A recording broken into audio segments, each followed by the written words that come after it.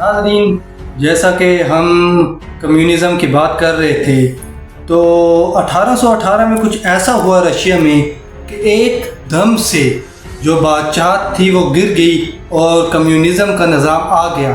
ایسے کون سے عناصر ملوث تھے اس کے پیچھے کہ 1818 میں ایسا معاملہ ہوا؟ جو بادشاہت پچھلی صدیوں سے چلی آ رہی تھی اور جس نے پچھلی صدیوں سے روس پہ حکومت کی تھی، وہ اچانک سے کیوں گری؟ اس کے پیچھے ناظرین بہت ساری وجوہات ہیں۔ ناظرین، لوئس دی تھرڈ جو کہ اس وقت روس کے بادشاہ تھے، 1818 میں ناظرین کچھ ایسا ہوا کہ ان کے خلاف کمیونسٹ نے انقلاب لایا۔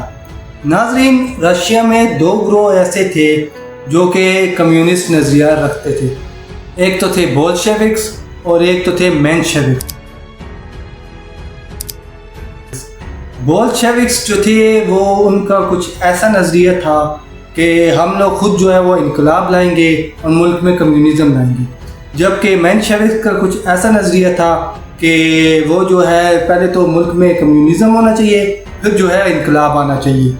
تو ناظرین، کچھ ایسا ہوا کہ 1818 سے پہلے جب پہلی جنگ عظیم ہوئی تو روس میں اس نے حصہ لیا روس نے، اور جو ہے وہ سینٹرل طاقتوں کے خلاف روس لڑا۔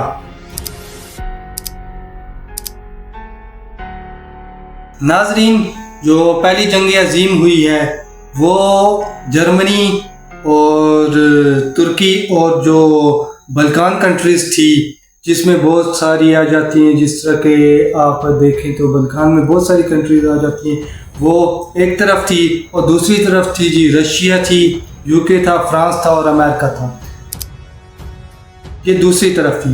تو پہلے جنگ عظیم میں کچھ ایسا ہوتا ہے کہ رشیا یہ جنگ کا آغاز کرتا ہے جرمنی کے خلاف۔ رشیا اپنے بارڈر جو جرمنی کے ساتھ لگتے ہیں اس میں بہت سارے فوجی ڈپلوائے کر دیتا ہے، جس کی وجہ سے جرمنی کو لگتا ہے کہ روس نے جنگ شروع کر دی ہے۔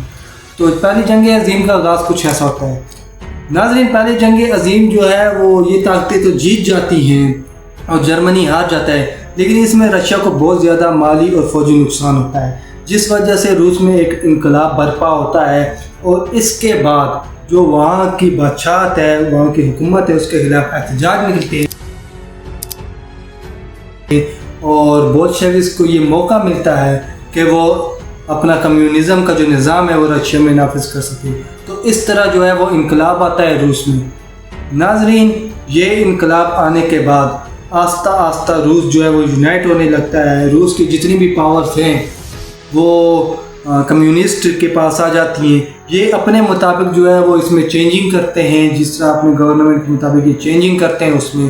اور ناظرین، دوسری جنگ عظیم کے بعد یہ کمیونسٹ طاقت ایک سپر پاور بن کے سامنے آتی ہے۔ تو ناظرین، جب یہ سپر پاور بن کے سامنے آتی ہے تو دوسری طرف آپ دیکھیں ویسٹ میں تو امریکہ بھی دوسری جنگ عظیم کے بعد ایک سپر پاور بن کے سامنے آتی ہے۔ اس سے پہلے جو سپر پاور تھی وہ دو ہی مین سپر پاور تھی، ایک تھا فرانس اور دوسرا تھا برٹین۔ ناظرین، جرمنی نے بھی بہت دفعہ جو ہے وہ سپر پاور بننے کی کوشش کی ہے، لیکن جنگ کے ذریعے اور مالی پابندیوں کے ذریعے جرمنی کو جو ہے وہ نیچے دھسایا گیا ہے۔ لیکن ناظرین، جب سپر پاور یہ بن چکے تھے یہ کمیونسٹ اور دوسری طرف جو ہے امریکہ، اب ان کے درمیان کولڈ وار سٹارٹ ہوگی۔ ناظرین، کولڈ وار کے بارے میں تو آپ جانتے ہوں گے، جس کو سرد جنگ کے نام سے بھی جو مشہور ہے۔ ناظرین، اس میں ممالک کو ایک طرف رہنا پڑتا تھا، یا تو وہ ویسٹ کی طرف ہوں، امریکہ کی طرف، یا تو وہ ہوں جی کمیونسٹ کی طرف، USSR کی طرف۔ تو بہت سارے، جیسا پاکستان جب آزاد ہوا تو پاکستان نے جو ہے ویسٹرن بلاک چنا، اور انڈیا نے جو ہے وہ کمیونسٹ بلاک چنا۔ اسی طرح چائنا نے بھی آزادی کے بعد جو ہے وہ کمیونسٹ بلاک چنا، اور چائنا میں بھی جو ہے کمیونسٹ انقلاب آیا تھا۔ تو اس طرح دیکھا جائے تو یہ کمیونسٹ ایک بہت بڑی طاقت تھی، لیکن اگر دیکھا جائے تو دوسری طرف ویسٹ کا جو نظام تھا، ویسٹ کا جو بینکنگ سسٹم تھا وہ امیر تھا بنسبت کہ روس کا جو ہے کمیونزم سسٹم سے۔ روس کے پاس فوجی اسلحہ اور فوجی امداد تو بہت زیادہ تھی،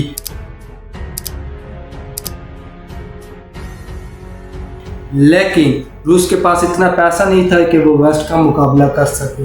ناظرین، پھر جب 1975 کا وقت آتا ہے تو افغانستان میں کمیونسٹ حکومت ہوتی ہے، تو یہاں پہ کچھ مجاہدین اٹھتے ہیں جو اس کمیونسٹ حکومت کے خلاف احتجاج کرتے ہیں، اور نہ صرف احتجاج کرتے ہیں بلکہ ایک انقلاب برپا کرتے ہیں۔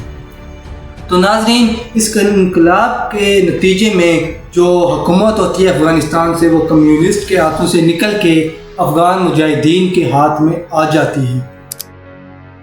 تو یہ افغان مجاہدین بیک فاسٹ ہوتے ہیں جن کی پشت پناہی پاکستان اور امریکہ کر رہے ہوتے ہیں، اور ان کو بنانے میں بھی پاکستان کا ایک بہت بڑا رول ہے۔ ناظرین، تو جب افغانستان جو کہ روس کا ایک پڑوسی ملک تھا، وہاں پہ جب کمیونسٹ کی حکومت گرتی ہے تو روس وہاں پہ واپس کمیونسٹ کی حکومت لانے کے لیے افغانستان کے اوپر چڑھائی کر دیتا ہے۔ ناظرین، 10 سال جنگ افغانستان میں رہنے کے باوجود روس یہاں پہ اپنا نظام قائم نہیں کر پاتا اور یہ جنگ ہار جاتا ہے۔ ناظرین، جیسا کہ ہم نے پہلے بھی بات کی تھی کہ روس کے پاس مالی وسائل اتنے نہیں تھے جتنے کہ امریکہ کے پاس تھے، کیونکہ ان کا بینکنگ سسٹم، ان کا جو ہے وہ ڈالر کا نظام یہ دنیا میں چل رہا تھا، جس وجہ سے وہ بہت زیادہ امیر تھے بنسبت روس سے۔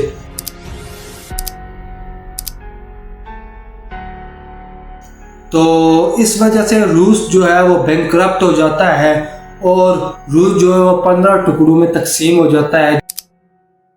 جس طرح کہ سینٹرل ایشین کنٹریز ہے یہ روس سے ہی آزاد ہوئی ہیں، تو اس طرح یہ کمیونزم جو ہے وہ روس میں وہ فیڈرلزم میں جو ہے وہ تبدیل ہو جاتا ہے۔ تو اس طرح کمیونزم جو ہے وہ اختتام کو پہنچتا ہے روس میں۔ لیکن آج بھی بہت ساری جھلکیں جو ہے وہ روس میں کمیونزم کی دکھائی دیتی ہیں۔ تو ناظرین، لیکن آج تک کمیونزم نے چائنا میں اپنے پاؤں جمائے رکھے ہیں، وہ ہم انشاءاللہ اگلی ویڈیو میں دیکھیں گے۔ شکریہ۔